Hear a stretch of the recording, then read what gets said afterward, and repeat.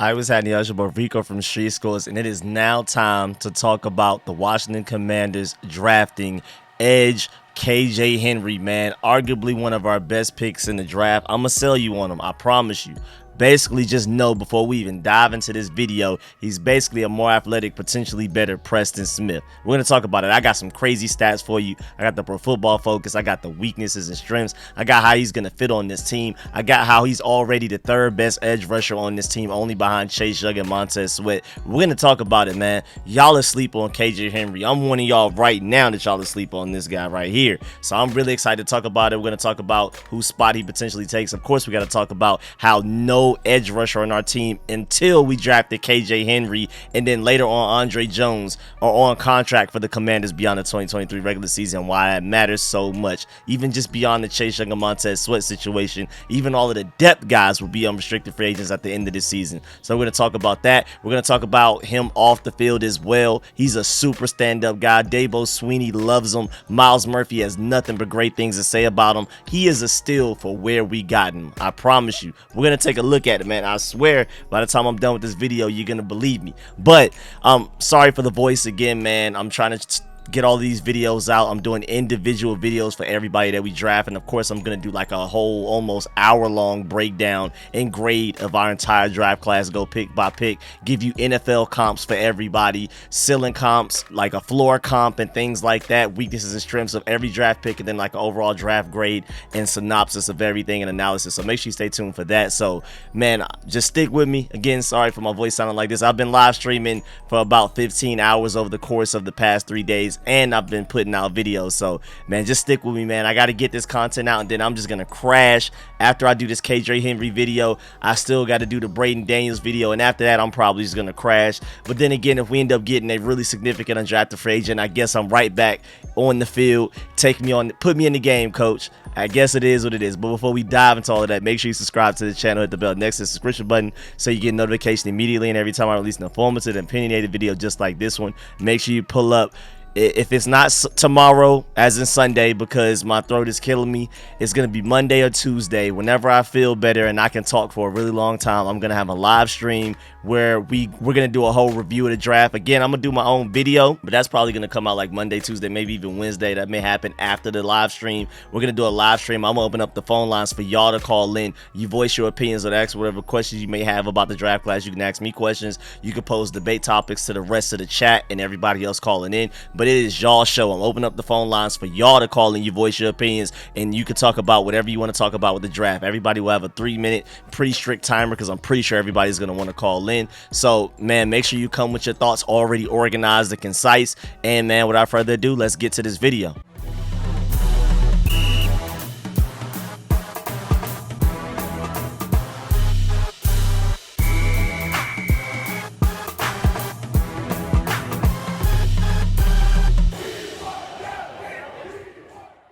All right, so the Washington Commanders traded up to get Clemson defensive end KJ Henry. Again, I emphasize traded up. We're going to talk about that a little bit later, but just to let you know, we sent our 5th round 150th overall pick and our 6th round 215th overall pick to get the Buffalo Bills 137th overall pick. And that's really interesting, because a lot of people were thinking that our bridge to the Bills was burned after the whole J.D. McKissick situation, but the fact that they were willing to trade with us in this draft shows that the relationship is still good there. And I believe Rivera, somebody even addressed it, because that's a really interesting thing, man. That's really slept on, the fact that we can have trades with the Bills. I thought that bridge was burned. I mean, on my end, I thought it was, but I guess it's not. I guess we're good to go, man. Also, so just to basically put it in perspective, we moved up 13 spots to get this guy. We were not playing. We were taking no chances. You can argue, just based on the fact that this was the only player that we traded up for, that this may have been one of our favorite players in the draft. You can easily argue that they felt like he was the best player available, and maybe even at a specific team in need, and I mean position in need, my fault. But I mean, there's a video showing that Martin Mayhew and those guys, Ron Rivera and all of them, actually wanted to trade up to get KJ Henry even before we took Braden Daniels, the whole pick before, a whole round before. They were talking about, okay, so soon we're going to end up taking Braden Daniels, but after that, we need to trade up. So let's go ahead and figure out how we're going to trade up even before we take the pick before that. You know what I'm saying? So they were plotting 2 picks ago to trade up to get KJ Henry. That's how much they thought of him, and I'm surprised they even took the chance and didn't take him with the pick that they took Braden Daniels for. But shouts out to them, because if they liked him that much and was still able to get him a little later, that's huge, man. And then Dabo Swinney has nothing but great things to say about him. Of course, the Clemson head coach and main recruiter. He said, quote, "He is one of the best young men that's come through our program, a captain, one of our best leaders. He'll be a leader the day he gets there.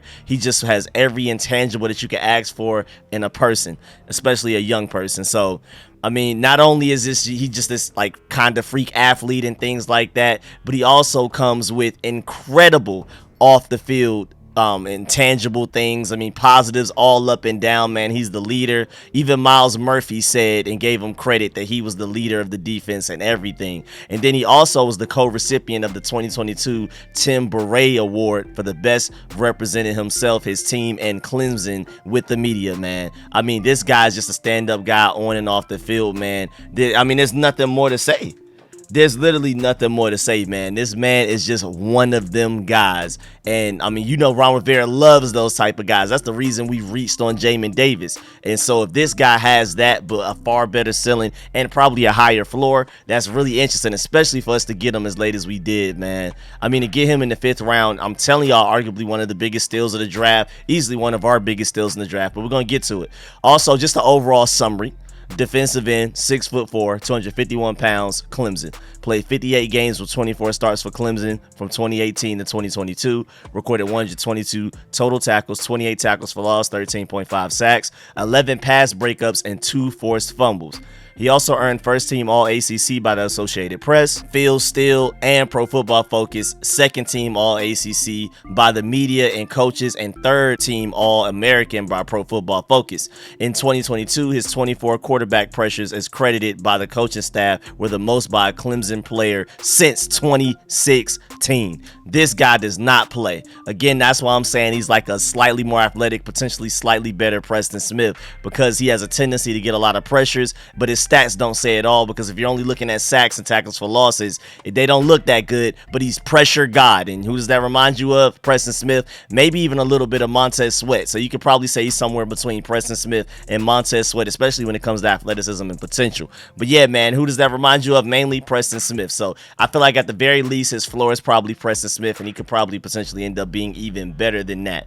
Also, I want to point out the fact, shouts out my boy Dylan Runyon for bringing it to my attention, that KJ uses NIL deal for his dad's kidney transplant. Nikki Javala was the first to tweet it. She said the Commanders' newest edge rusher, KJ Henry, used NIL money to help cover the medical expenses for his father's kidney transplant last year. He had to raise $100,000 through his NIL to get it done, and his dad was saved. He's alive and well and everything. That's a great story in itself, man.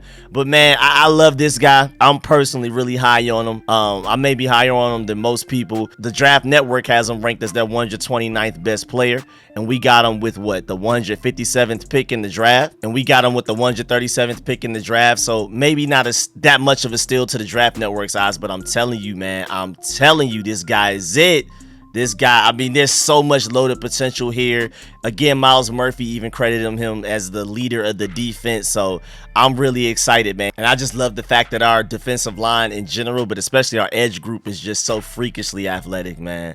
These are some guys over there, bro. I'm telling you, man. He has elite speed according to his RAS. I feel like on tape, he's way more explosive than his RAS gives him credit for. But when it comes to speed, elite. I mean, at 251 pounds, to run a 4.63 is pretty insane. And then his 20-yard split was a 2.66, and then his 10-yard split was a 1.57. I mean, those are all in the 9-point-something percentiles. Like, it's elite. It's definitely elite speed. So I feel like maybe he'll have a chance to turn those pressures into sacks more often once he gets a little bit better technique. But the athleticism is there. And again, on tape, his explosion is better than his RAS score gives him credit for. A lot of people reportedly feel like he's a better player than he tested, and it's being reported that, I mean, of course, because we took him now, but even before we took him, it was reported that maybe the Commanders were one of them.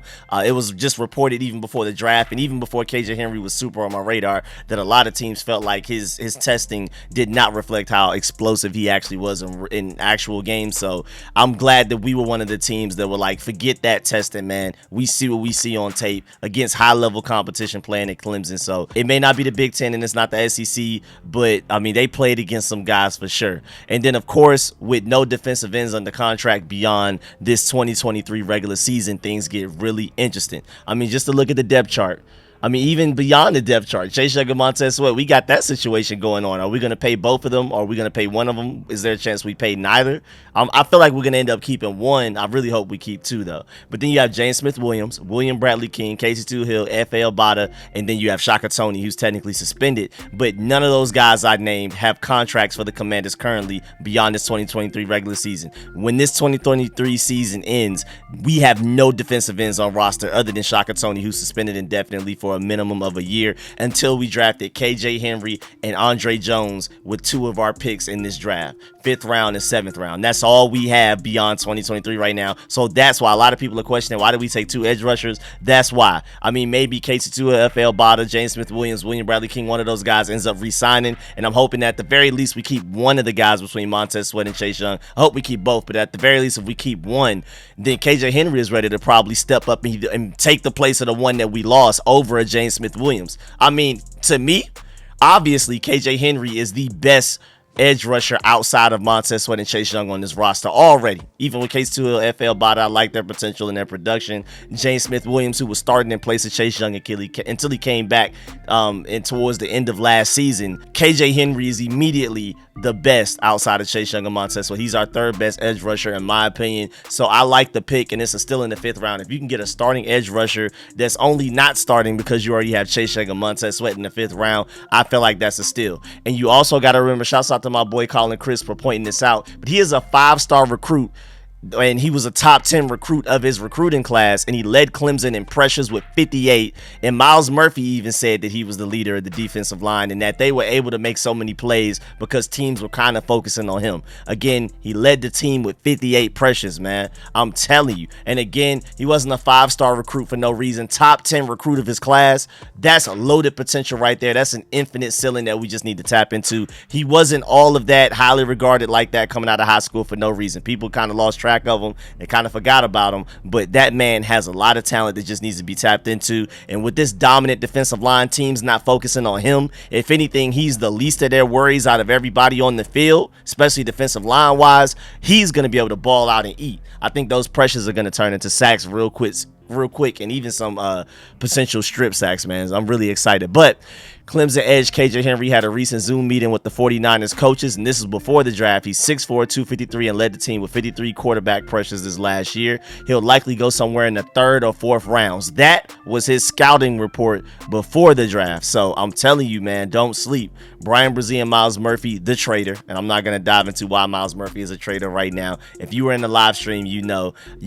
But ignoring that, those two get all of the glory, all of the shine, but KJ Henry is just as good, and you can argue he may even have a higher ceiling. I'm really excited, and again, I'm putting the stamp on it. He's our 3rd best edge rusher right now, only behind Chase Young and Montez Sweat. And again, if you want to compare him to Preston Smith, I would say a more athletic, higher ceiling Preston Smith. So I'm really excited. Looking at his Pro Football Focus situation, major improvement throughout the years. 2020 62.1, 2021 66.8, and then 2022 he had an overall grade of 83.1, and that has to be one of the highest grades out of the edge rushers because getting into the 80s is insane.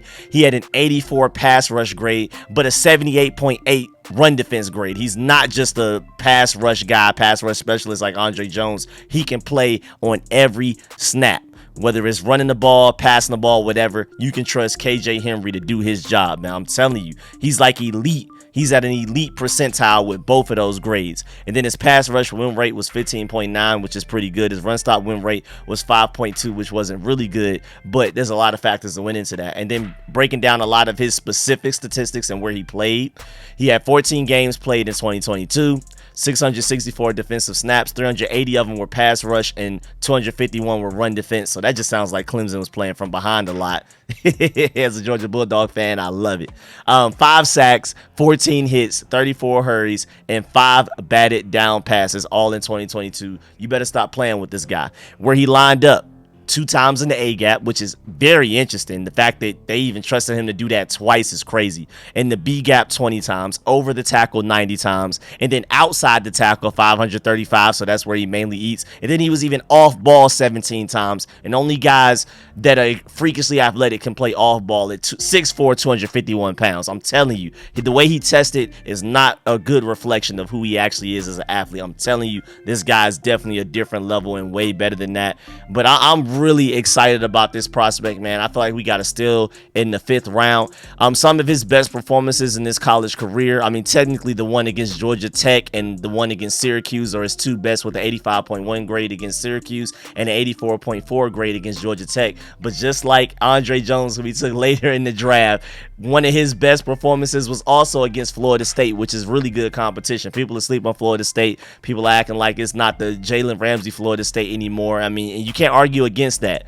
But Florida State is still Florida State, and they were able to flip a 5-star tight end from Georgia to come to them for a reason. They're talented. I mean, they just put a top edge rusher in the draft just a year ago that transferred from Georgia as well. Not a flip, but a transfer. So they have talent, man. Don't act like Florida State doesn't have talent. And the fact that he had one of his best games of his career against them, I think it's his 3rd highest graded actually, against great talent. That shows that he's ready to step up and make plays. And when he played against Tennessee, he had a 64.3 grade, which isn't great. So he struggled against like Darnell Wright and those guys. But I think ultimately he's going to end up being a really good player for us. And I think Darnell Wright, for me, he was my favorite tackle in the class. Even as a Georgia Bulldog fan, I had Darnell Wright even over Broderick Jones. But against South Carolina, he had a 69.7. That's pretty decent as well. And then when he was playing like lesser schools like Wake Forest and schools like that, he ate up, man. When he played Louisville, he ate up. So I think this guy is really good. I'm really excited to see what he could do in this defensive line because, again, most importantly, he's going to go from being one of the people they pay the most attention to, leading the team in pressures, to being the guy that opposing NFL offenses worry about the least. You got to worry about Jonathan Allen, Deron Payne, Fadarian Mathis, John Ridgeway, Chase Young, Montez Sweat, whoever's on the field with them. He's going to be the least of their worries, and he's going to be able to feast off of that just because of that. I'm telling you, one-on-one, he's going to eat in the NFL, man. I'm excited. And then, I mean, iron sharpens iron. Hopefully, the guy that erased Hassan Reddick out of the Super Bowl and Andrew Wiley, he makes him better.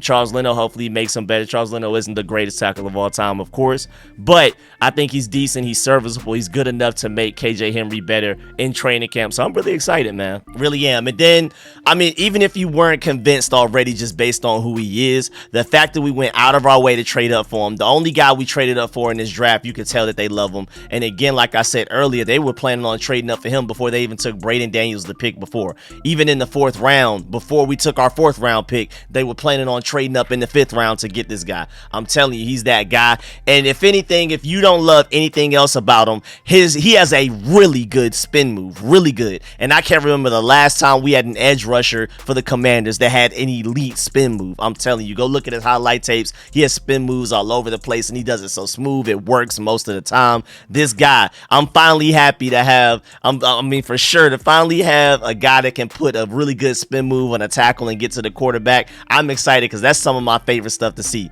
Y'all know defensive line play is my favorite play in football. Of course, quarterback can be more exciting in certain ways, but I'm a defensive lineman first. That's just the part of football that I like the most. That's why it's really fun being a Commanders fan and a Georgia Bulldogs fan, because we elite at defensive line. So we happen to be elite at my favorite position in football. And if I'm this hype on KJ Henry, that should tell you everything you need to know. I'm telling you, trust me, this guy is different. If you don't believe me, you'll see. You'll see come training camp when he's giving people fits and people are like, was that Chase Young or Montez Sweat? No, that's KJ Henry. I'm telling you, I'm not saying he's Montez Sweat or Chase Young, but he's definitely the 3rd best edge rusher on this team. Even as much as I love Casey Toohill and NFL Bada, J. Smith Williams, he's already better than those guys with the ceiling to get better. And I'm telling you, go look at his highlight tape. Those spin moves are crazy. Name me the last time we had an edge rusher that can do a spin move that well, that great, and that consistently.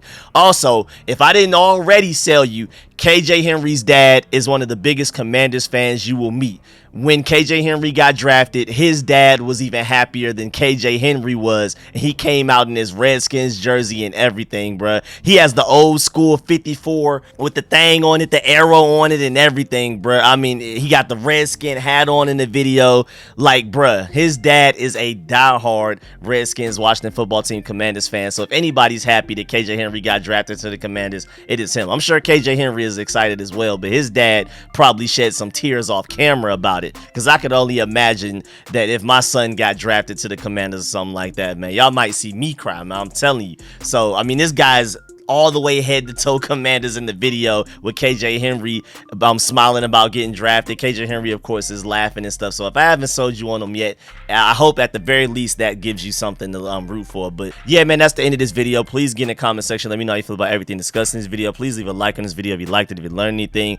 Let me know how you feel about everything with KJ Henry, his weaknesses, his strengths, his athletic profile, his projection, whose place he's taken on the team, our defensive end situation, his leadership. I mean, being arguably the best guy we drafted in this entire draft off the field wise as far as a leader and everything. And the fact that, I mean, Bryan and the trader Myles Murphy, all of those guys are elite talents on the defensive line. And KJ Henry led Clemson's defensive line in pressures last year. That should tell you everything you need to know. And there's only a ceiling there. But let me know how you feel about everything. Again, leave a like on this video if you liked it, if you learned anything. Shouts out to all of my sponsors, especially my Pro Bowl sponsors whose names you see scrolling on the screen right now. I'm gonna catch y'all later. I'm out.